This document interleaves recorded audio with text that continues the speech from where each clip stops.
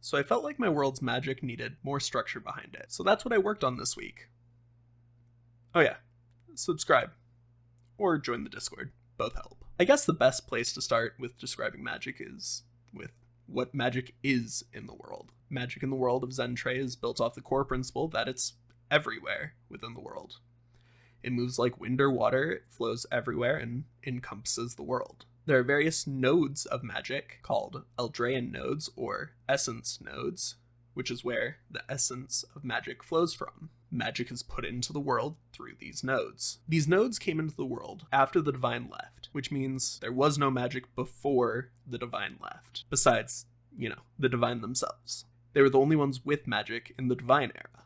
However, with the essence nodes coming into the world, beings of essence or born of essence, such as elementals, and those gifted with innate magic, such as sorcerers, they receive this magic directly from their linked bloodline, as everyone knows in normal D&D. So it doesn't change much in the world. They still receive magic from the bloodline. Bloodline is infused with magic, linked at the hip. Warlocks famously receive their magic from patrons. That doesn't change either. But how patrons grant their magic changes a bit. Their magic is from the essence of the world, so that means their magic is finite. They grant those without knowledge or bloodline access to the essence of the world through them. Hence why their magic doesn't look unique in any way. Any warlock who is of the same patron will have the same looking magic. Wizards overall change the least. They have studied the specifics of magic and learned how to call upon the essence of the world through specific rituals and incantations. Clerics, I would say, change the most, with their magic coming from their connection to the divine, and they don't call upon the magic of where they are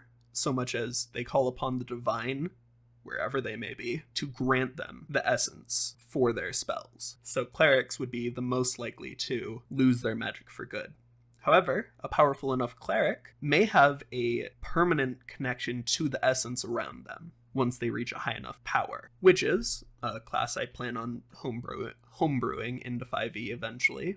Call upon the magic of a coven, a connection years in the making, focused around infusing the others within the coven with magic. Through this group connection and ritual sort of magic, they connect themselves in a way that is similar to wizards, sorcerers, and druids. They connect through ritual, bloodline, and connection with each other, and just the world around them. So they follow all of these different paths. Finally, speaking of druids, they receive their magic from the nature of the world, so nothing particularly new.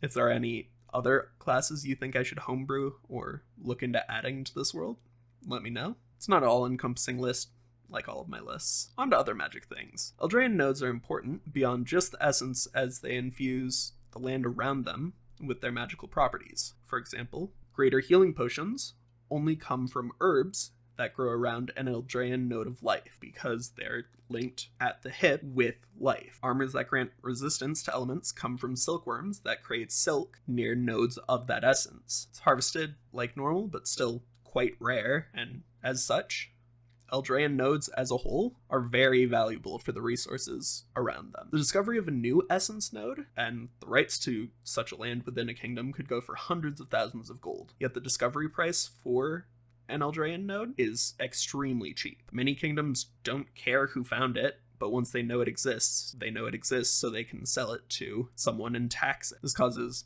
many nodes to just go unfound on maps, as people will sell information privately to lords and barons who will privately build farms and hospitals and such on them, aiming for the nation to grant them rights to the lands privately rather than auctioning off the land. Essence nodes as a whole are something that many would like to research. However, after some time of research and poking and prodding, some nodes that were used for research just disappeared. The hypothesis is that they moved to avoid their nature being investigated, with the wizards and scholars who investigated them assuming some degree of sentience to them, similar to a plant that avoids growing in the light or one that seeks it out. Schools of magic that a wizard may follow also find themselves in nodes, with nodes of transmutation having stone trees and wooden ground. Very land around nodes of transmutation changing on a frequent basis. Nodes of illusion are impossible to find, with the land itself masking the presence of the node. All nodes of the schools of magic embody these schools wholly and cause unique hazards for anyone who may seek them or just stumble upon them. Let's see.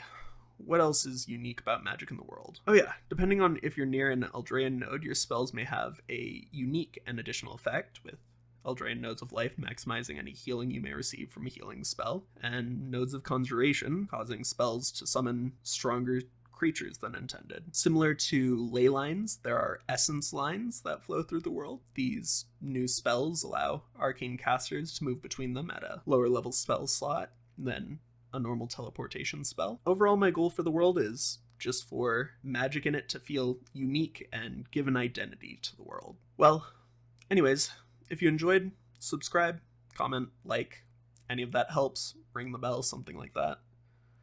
Check out the Patreon if you want to join in games in the world. I'm looking to host a new campaign within the world. And finally, check out the Discord for conversation regarding the world and D&D in general. Peace. Have a good one.